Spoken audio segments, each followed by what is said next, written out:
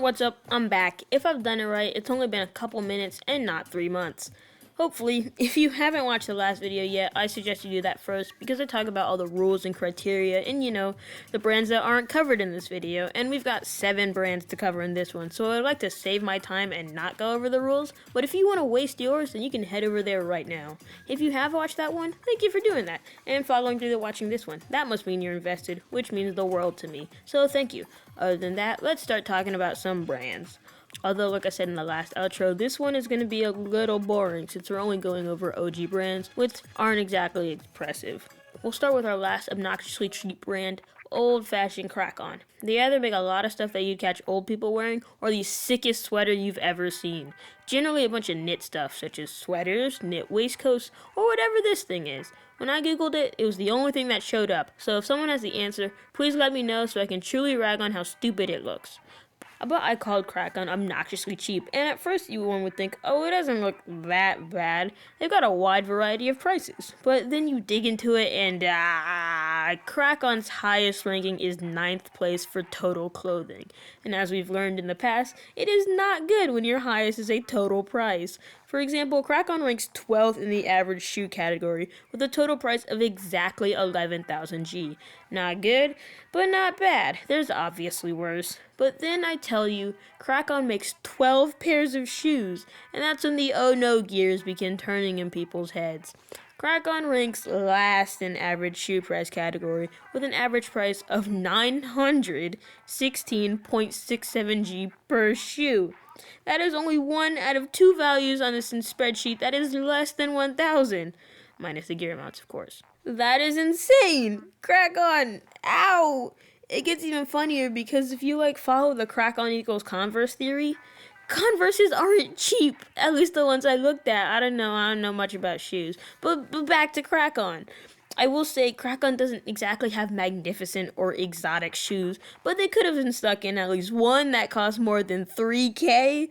Not even one? Let's get the summary out of the way. Krak-On's 33 pieces of gear would cost you 85,800 G, and on average, a piece of gear would cost 2,600 G. That would rank them at 14th and 16th respectively. Their most expensive piece of gear is the Apex sweater at 9,600 G, and their cheapest is a 3-way tie between the red slip-ons and the rainy and sunny day tees, all at 300. Not an impressive brand. In fact, it was a brand that I forgot about when creating the order I would talk about brands in this video. Apart from a couple sick pieces of gear, most of Krak-On's gear is pretty lame. The shoes are pretty dull, a lot of the shirts are pretty tame, and in general, it's just a painfully average brand. Although, fun fact, 3 promo characters wore Krak-On gear, so that's gotta be something. That roller is the bane of my existence, however. We're getting into some more expensive brands now, and an extremely special type of expensive brand, the ever-practical, military-focused Forge. Everything in their line usually serves some kind of purpose, whether it be headphones, utility masks, goggles, or helmets. Specifically not bike helmets though, which is a detail I will touch on later. Or, spy gear. Commercially sold, I assume. And if it doesn't have a practical use, it's probably a military uniform of some kind. Forge is also one of 3 brands to not make any shoes, at least in Splatoon 3. In Splatoon 2, they had 1 pair, but they were also fan-made, so we probably won't be seeing them again. As I'm sure you know, Forge is a headgear brand first and foremost, making 26 pieces of headgear, which is the most amount of anything any brand makes in any one category. And you'd already assume Forge has already got this in the bag for at least total headgear price, but unlike a couple other brands, only 3 of Forge's headgear are 0 star, so Forge's total price gets boosted even more. Forge's total headgear price is 148,298 G, which is over 30,000 G ahead, the next largest value on this spreadsheet that isn't an overall gear amount, and almost double second place in the total headgear category. That is first place, just in case you were wondering. But a tale as old as time, Forge still gets most of that number from quantity and obviously ranks lower in the average category. But also not too low, ranking 7th place with a price of 5,703.76 G. And none of the shirts are really worth mentioning other than the Alola shirt that is like wildly out of place to be with Forge. Like, why not give it to Firefin since Zeko already has the logo Aloha shirt? And also the Airflow and Hustle jacket, a dumbly named jacket that looks equally as dumb, but O West has already talked about that. Another thing is that a couple of Forge headgears have Squid Force stickers on them, including their logo, the Anarchy Battle logo, and the Shoal logo. Whether it comes sold like this or it's just a common practice to put Squid Force stickers on Forge headgear, I don't really know, but it's fun to think about. But as a summary, that total headgear price is so massive that it puts Forge in 3rd place for total gear price, with a total price of 181,098 G. No shoe price required.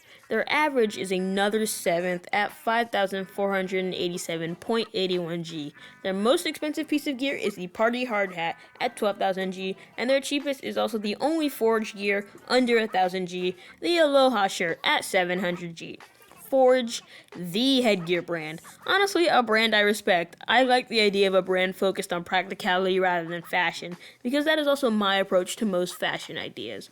There's also a lot more really tiny details on the gear of this brand that I'd like to cover, so let me know if you'd like to see that. But since we've dubbed Forge as the headgear brand, let's talk about the brand that becomes 2nd place. Skalop, our last brand to not make any shoes, and also the only Splatoon brand to never make any kind of shoes ever. Also a headgear brand, but evidently not the headgear brand. And for those who don't believe me that these brands are headgear brands, let me point out that the storefront of Cooler Heads has a majority of Forge and Skalop stickers on it. And also Anarchy stickers, for some reason. I'll be honest, when I think of Anarchy, I don't think of headgear, but to each their own. Skalop style is mostly whatever Forge doesn't cover, so all kinds of hats that aren't quite practical stuff. Snapbacks, 3 separate bobble hats, none of which are the actual bobble hat, a couple of barbershop quartet hats, and also bike helmets.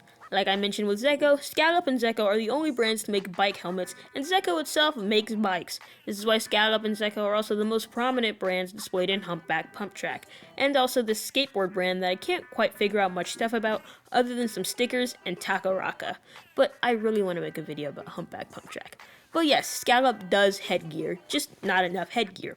Their total headgear price is 75,150 G and puts them in 2nd place, but that is very, very far below Forge's 148,298. And one would assume / headcanon that Skalop might have a little bit of contempt for Forge because of this, but actually if you look at the watch on the Lyco-P Street Style tee, a Skalop shirt, it has a Forge logo on it. I'm also not surprised that Forge makes watches. It's very in character with their practical ideals. That shirt also has the vending machine logo on it, as well as the street style cap, because nothing says street style like a vending machine. Other than that, Skalop only does graphic tees, but if we've learned anything from other brands' cheapest clothings, it's that graphic tees are notoriously the cheapest. So if you do nothing but graphic tees, yeah, you've already put it together. Skalop is last place in both the average and total clothing price categories, with a total price of 18,560 G and an average of 1,546.67 G. The most expensive also isn't their hoodie either, which kind of shocked me. It's the Reggae tee, which displays the album art of the Splatoon 1 Splat band, Bob Dub, whose only track is the music that plays when you're waiting for a match. It makes sense that it'd be so expensive since it's merch from like a mysterious brand, but it's also weird that Skalop made it since Rock'n'Berg made all the other band tees and Splatoon 2 no less. So why did Skalop make it beforehand and still have it now? The most reasonable theory is that the tee was made before the album art, thus they wouldn't have to remove it. But I also like to believe that it's Skalop's only saving grace since it makes up almost 1/2 of their total clothing price. But as a summary, Skalop makes 28 pieces of gear, and in total they would cost 93,800 G. They couldn't pull a Forge, and that total does leave them in 11th place. But their average doesn't get any better with a price of 3,350 G. That places them in 12th. Their most expensive is the Jelly Vader cap at 10,000 clean, and their cheapest is a 4-way tie between these ones. I don't feel like saying it.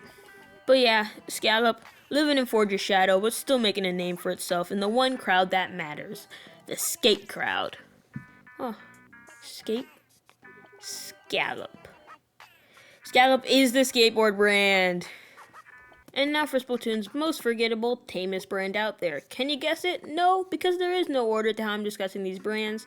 You've got it, it's Splat Mob. I'm kidding. It's Splash Mob. I'm sure at least one of you thought, yeah, that checks out, because honestly, I'm surprised it isn't like that, but I'm also thankful. But yeah, it was the last Splatoon brand I learned about because it's the one with, like, no gimmick, no weapons, no mergers, no standout style. It just exists, and that's fine. Of course, it does have a style, that being classy formal wear, collars and cardigans, sweaters and specs. And also hunting boots and beanies. That formal stuff, you know? And guys, I'm gonna be real with you. I like Splash Mob, I really do, but I genuinely have nothing to say about them. All of its stats are like really mid. Like look at these. What can I say about these? Let's see what the trivia page of Inkopedia has to say. Oh look, Splash Mob creates the most pieces of clothing. But that's wrong. My spreadsheet already says that Squid Force creates 20 pieces of clothing, which is more than Splash Mob's 19. But that number excludes the Splatfest tees and Wandercrest gear, which brings the total up to 23 anyways. Splash Mob isn't even second place. That goes to the Amiibo brand for having 20 pieces of distinct gear. I say distinct gear because the Enchanted Robe and school outfits had different versions depending on gender in Splatoon 2, but that was still one thing of gear. They changed it in Splatoon 3 since COVID killed gender, and now there are two separate things. But wait, this isn't about Amiibo, this is Splash Mob segment. But maybe this factoid comes from before Splatoon 3. After all, digging through the Wiki's page history reveals that this fun fact was put up during May 2020, which was after Splatoon 2's update cycle, and a golden time for all, I'm sure. With nothing better to do, surely someone would go through and learn which brand creates the most clothing. So, was this fact true then? Let's run the numbers, and according to Inkopedia, no, Squid Force has 27, Splash Mob has 21. I will say that Squid Force did have 5 pieces of clothing that were obtained via external things, be it Famitsu, Korokoro, or Switch News, and also had the Splatfest tee and its replica, which would have put Squid Force at 20 pieces instead of 27, and would put it under Splash Mob back then, not now. However, the trivia fact could mean unique pieces of clothing throughout the whole series, so we added up all of Squid Force's unique gear and Splash Mob's, and they're tied! When you don't include Squid Force's external sources gear and don't count each Splatfest tee as unique. Including them, Splash Mob is blown out of the water. So the fact is kind of almost sort of maybe true if you turn it orange and flip it 90 degrees. But I'm too scared to update the wiki myself because that's kind of scary. But if anyone else wants to, they are so free to. Just be sure to mention all the stipulations and rules. Okay, maybe I did have something to say about Splash Mob. Summary time. Splash Mob creates 34 pieces of gear, and buying them all would cost 128,348 G, which puts them at 8th place. On average, a piece of Splash Mob gear costs 3,774.94 G and ranks 10th place. Their most expensive are the hunting boots at 11,500 G, and the cheapest is the stage polo at 400 G. Yay, Splash Mob! I thought I would have nothing to say about you, but it turns out you got one of the longest segments so far. And maybe do actual research. Actually, screw you, Splash Mob. Onto the OG nature brand, Inkline. From ski jackets to hiking boots to caving gear and any wide brim imaginable. If it's made for the outside, Inkline's got you covered. Unless it's for the extreme environments, in which case that's Bear Zushi's realm. But we have already discussed Bear Zushi. Bear Zushi has the shoes for the roughest mountain hiking. Inkline has the shoes that let the dogs breathe. It's actually funny that these weren't introduced until after Splatoon 1, which was also when toes were introduced into the Splatoon series. I'm serious, any shoes that have toes poking out were introduced after Splatoon 1, because in the first Splatoon, the models didn't even have toes. They were just round. I think the wiki says they're flipper-like. That sounds horrifying. In Splatoon 3, though, they made sure we knew that they had toes. Like, they put it in the promo art. I'm sure it's for someone out there. We're supposed to be talking about Inkline, though. Another thing in line with Inkline is the weapon company, Sorella. They make all the Brellas in game, my beloveds, and are most likely an offshoot or partner of Inkline, since the Inkline logo can be seen on the Tennis Sorella Brella. They also made the Inkline Tri-Stringer, which I choose to believe is Inkline reaching out to the hunting crowd. Just gotta get there before Splash Mob. Next, they'll make the Inkline E-Later. However, we are talking about gear here, and Inkline does pretty well for itself.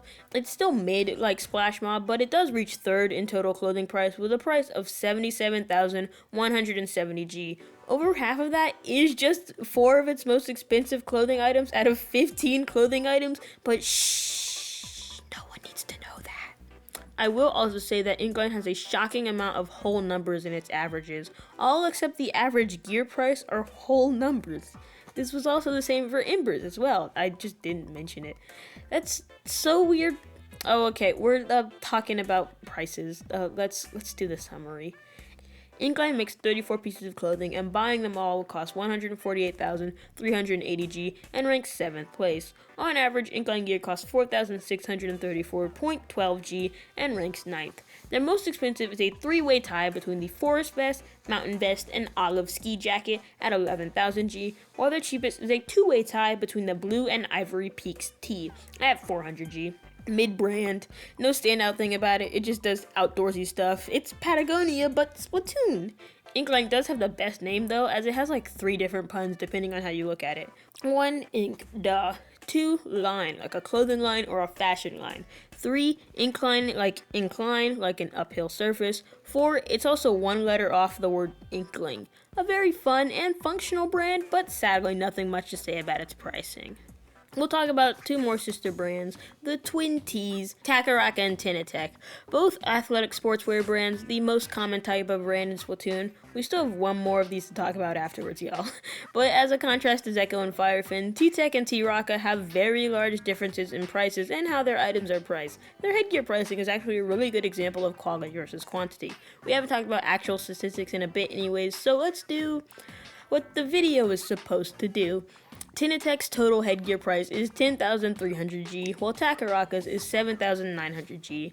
I'm not gonna say rankings because it doesn't really matter, and all that matters is that one is higher than the other. If you assume that both of these brands made the same amount of headgears or had similarly priced headgears that were all evenly priced, then you would assume that Takoroka would have a lower average than Tentatek. Or maybe they both have one really high-priced item, maybe in the 5,000 to 6,000 range, and then a bunch of other small, cheaper headgears. Even then, I believe Takoroka would still be lower than Tentatek, but lo and behold, it is not. Takoroka has a higher average headgear price than T-Tech. In fact, Tentatek's average is 2,060 G, while Takoroka's is 3,950 G. That is a lot closer than I expected. I'm not sure about the rest of you. Doing the math, you can see that Takoroka makes 2 pieces of headgear, the least amount of any brand, while Tentatek makes 5. And while the average pretty accurately reflects T-Tech's pricing, as their thing's mostly in the 2,000 3,000 range, with one thing priced at 300, Takoroka is not like this. Takoroka's most expensive headgear is priced at 7,500 G, and that is essentially the entire headgear price. I know we're pretty late into these videos, but this is to point out how some summary numbers can absolutely not properly reflect the actual content of the brand. That is to say that this is kind of just for Takoroka's headgear, and for clothing, Tentatek pulls off this trick instead. Takoroka's total clothing price is a lot higher than Tentatek's. T-Rock ranks 5th in the category, while T-Tech places 16th. That part isn't actually surprising since it's 8 to 18, but what's funny is that despite this total difference, they are literally right next to each other in the average category. Like, right next to each other. Takoroka is 3,016.11 on average, Tentatek is 3,013.75 on average. Again, just because the averages are similar, doesn't mean they price their clothes similarly. Takoroka has a nice spread of expensive to middle to cheap price clothes, while Tentatek just has 2 things that cost over half its total price, one thing at 3,000 G, and then everything else is under 1,000. But hey, it gets the same averages, so who cares? T-Tech and T-Raka do shoes basically the same, a couple of extremely high priced ones, some in the middle, and then a couple cheap ones. It's just that T-Tech has a higher variety since it makes more shoes, so much more that it's 3rd place in the total shoe price category, but has an average lower than T-Raka. And for the summary, T-Tech makes 28 pieces of gear, and in total they cost 90,690 G, while on average one costs 3,238.93 G. Those rank 12th and 14th respectively. The most expensive are the Wasabi Tabi at 10,500 G, while the cheapest is the tennis headband at 300 G. Takoroka's 30 pieces of gear cost 104,229 G to buy all of it, while on average a piece of gear costs 3,474.20 G, ranking 9th and 11th respectively. The most expensive would be the 90s nylon, appropriately priced at 9,900 G, but it was also a catalog unlock, so it's actually the soccer shoes at 9,600 G. The cheapest is the Takoroka mesh at 400 G. Safe to talk about actual statistics now after two very dull brands. I do prefer calc, so I do apologize if I didn't use any terms or my analysis seems to be off or whatever, but I still think I communicated my points correctly. And with that, I'll call this video here. There's one more video in this series. In it, I'll be covering the more expensive brands, that being Impery, Rockenberg, Anarchy, and Tony Kinsa. So that one should be really fun. But until that one comes out, you can watch the previous video, or don't. I couldn't care. You might just be confused. Thanks for sticking to the end, and I hope that you have a nice day.